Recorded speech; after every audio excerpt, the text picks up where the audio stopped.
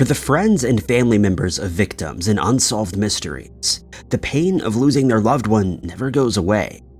Getting answers to these unsolved cases would at least provide some closure to those loved ones, and justice to the people responsible for the crimes.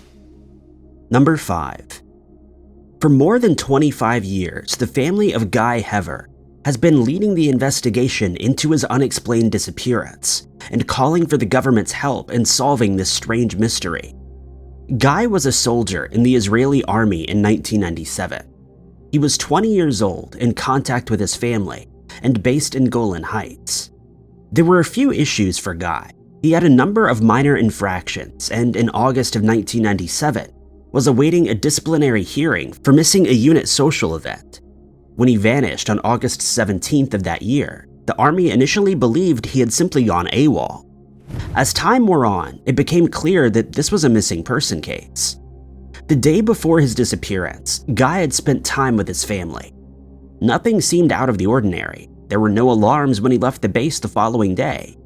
He was wearing his Army fatigues and carrying his Army-issued weapon, military disc, and international military ID papers.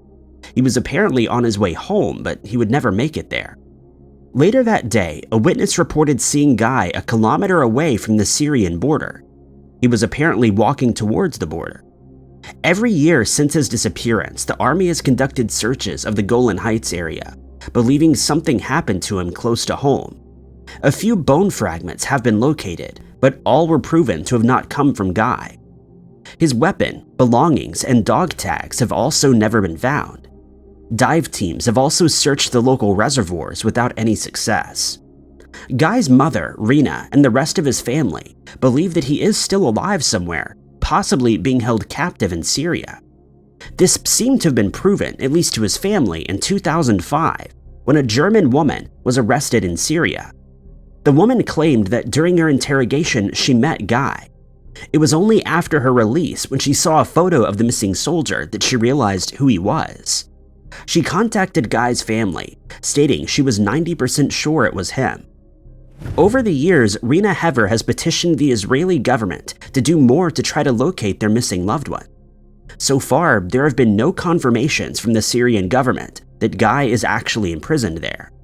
Whatever the case, Guy's family deserves answers to this unsolved mystery. Number 4. For the family of Paul Joseph Knuckle, Thanksgiving marks the time when they realized their loved one was a missing person. It was November 26, 1990, and a place was set at the table for Paul. Paul had no children or a partner of his own, but loved to spend the holidays with his siblings, nieces, and nephews. So when he didn't show up for dinner, the family was worried something might have happened to him. Visiting his home in Iowa, they found all Paul's belongings, including his wallet, watch, and shoes, but no sign of Paul himself. His car was also missing. Paul was reported missing the following Monday, but hasn't been seen or heard from since. As there was nobody who saw Paul on a daily basis at the time, it's hard to determine exactly when he went missing. Family members last spoke to Paul on November 12th, and the following day his car was spotted parked on the side of Route 151, near the Welcome to Wisconsin sign. The person who spotted the car didn't see Paul there, but also didn't stop to check on him. When the same person drove back later that day, the car was gone. The last sighting of Paul is believed to have been on November 17th, when a witness allegedly saw him driving along a highway in Grant County, Wisconsin. The initial investigation into Paul's disappearance focused on the area where his car was spotted on the 13th. It was a wooded area not far from the Dubuque, Wisconsin bridge. No trace of Paul was found in the area, or any explanation of what might have happened to him and his car. Paul's family believes he met with foul play. It would be extremely out of character for him to disappear without warning, and the fact he apparently vanished without any shoes makes it seem more likely that he wasn't in control of the situation when he left home. But it's not clear if the family found all the shoes that Paul owned at his home, or simply the ones he would have most likely been wearing to Thanksgiving. The police haven't ruled out foul play, but a tragic accident or Paul taking his own life hasn't been ruled out either. There aren't many bodies of water in the area where a car might go undiscovered, but it's still possible this is what happened. Paul was 5'10" when he vanished and weighed 265 pounds. He wore metal-rimmed glasses which weren't found at his home, and had surgical scars on his right leg after an accident years earlier. His car was a maroon two-door 1981 Mercury with an Iowa license plate NBL 923. Anybody with information in the case should contact Dubuque Police Department at 319-589-4410. Number 3. Robin Louis Slaughter was a few days shy of his 37th birthday when he vanished without a trace in November of 1993. He left behind a wife, 2 stepdaughters, and a family searching for answers as to what might have happened to him.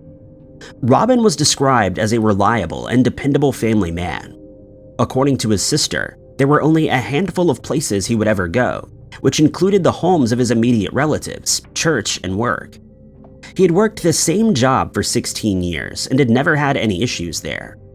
Robin had been married to his wife Lucinda for about 2 years when his unsolved disappearance occurred. His family didn't get on great with Lucinda or her 2 daughters, but they didn't fight either. According to his family, Robin changed after he married. He wouldn't visit his mother as often and was less involved in the activities he enjoyed. Still, it was a shock when he apparently disappeared into thin air. It was around 9 p.m. on November 14, 1993, when Robin vanished from his home in Owensboro, Kentucky. He told his wife he was going to the local convenience store and would be back in 45 minutes. The store was a 15-minute walk away, and it was normal for Robin to walk there a few times a week to pick up some items. Robin never made it inside the store, but a witness saw him in the parking lot. This sighting has never been confirmed. The next day, Lucinda contacted Robin's relatives to see if he had stayed there instead.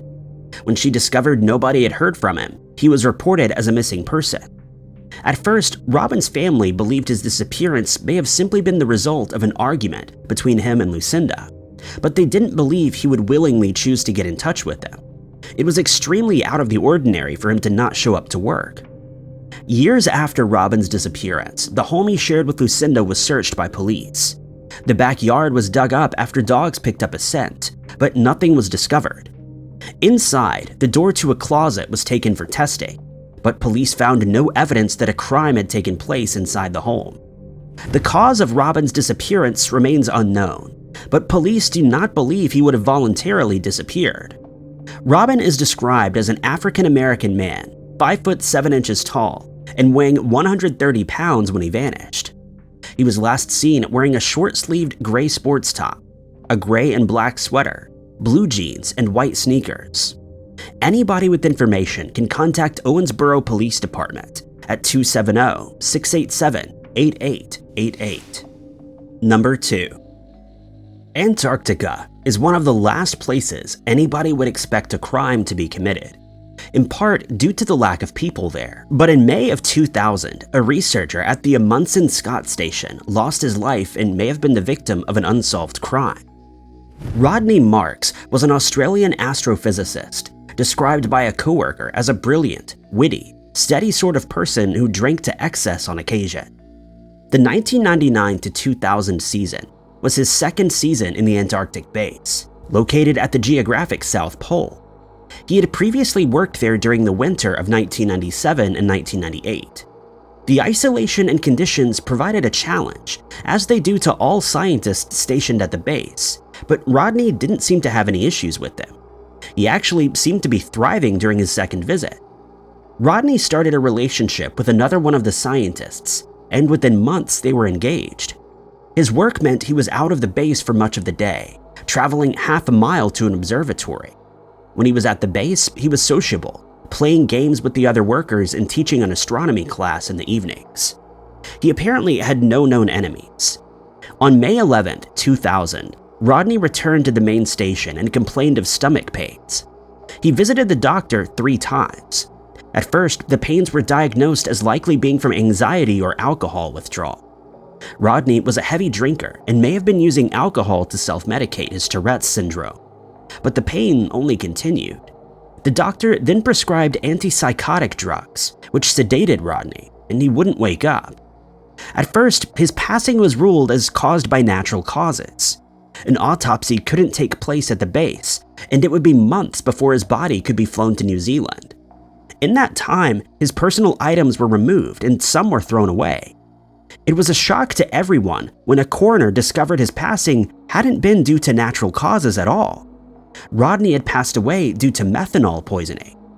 Due to the amount of the substance in his body, the doctor believed Rodney had ingested the substance. It seemed unlikely Rodney had ingested the substance on purpose. It's possible that he accidentally used methanol rather than ethanol to make his own alcohol on base, but that was also ruled unlikely. The base also had a well-stocked bar that was almost always open. The investigation into Rodney's passing was hampered by the US government, which owned the base and was reluctant to pass the information to the New Zealand investigators. Most of those at the base never responded to a survey sent by authorities. More than 20 years on, the truth about what happened to Rodney has never been uncovered. Number 1. Diane Autry disappeared under extremely suspicious circumstances in April of 1998. For the next 2 years, small clues in this strange disappearance were uncovered, but Diane has never been found. Diane was 40 years old when she vanished. In the late 1980s, she developed a number of mental health problems, including what would today be called bipolar disorder. She struggled with her medication and would become a completely different person from the woman she had previously been. She lost custody of her children, was divorced from her husband, and spent the next 10 years or so in and out of prison and mental health facilities. Her last involuntary stay at a mental health facility ended just a couple weeks before her disappearance. She was released into the care of her family and was staying with her sister in Hudson, Florida, before she vanished on April 10th of 1998. Diane's sister had gone to a doctor's appointment and came back to an empty home. It was later determined that Diane had left at about 11 a.m.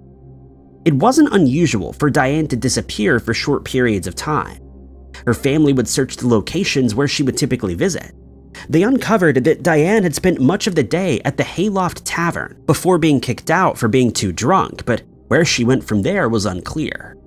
Diane was reported as a missing person on April 11th. 4 days later, Diane's mother listened to a message on her answering machine. It may have been left as much as 2 days earlier, and in it, a woman who sounded exactly like Diane pleaded for help.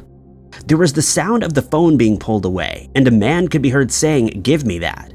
The caller ID read Starlight, but when Diane's mother called the number back, there was no answer. The same day the voicemail was discovered, a finger was found on US Route 19 near New York Avenue. It was reported to the police the following day when the witness realized it wasn't a fake toy. Fingerprints identified it as Diane's right middle finger.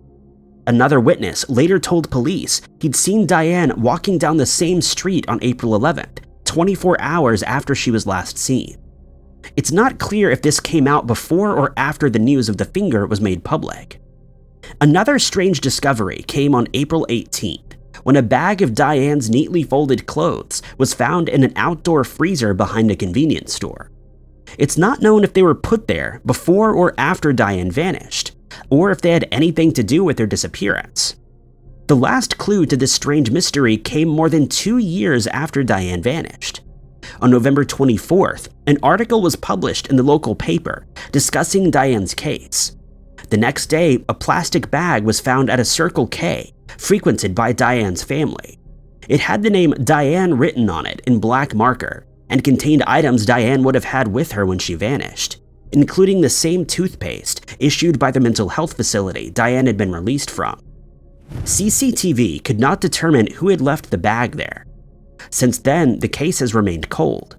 A number of sightings have been called in, especially early in the investigation, but none could be confirmed. Diane's mental health problems meant she was very trusting and was happy to hang out with anybody who would be her friend. It left her in a vulnerable position, and her family believes someone took advantage of that. Foul play is considered likely in this unsolved mystery. Diane is described as being 5'4", weighing 130 pounds, and having tattoos on her back and right shoulder.